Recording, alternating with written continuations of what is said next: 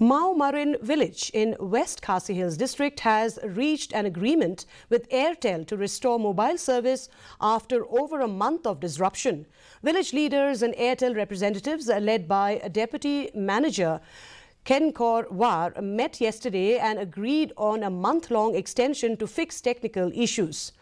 Brooklyn Lingdo, the Sardar of Mawmarin, emphasized that this is a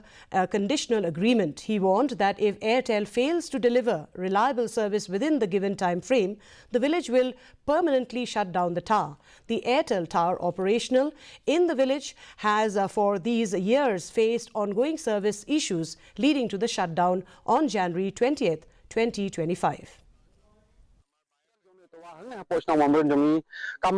ai cái lúc jing mình tôi nằm ta giống như cùng nong song đây mà ta cái tàu hadin baga dor bar snong kala ya perkhat seni ba ha be dai bat ka jing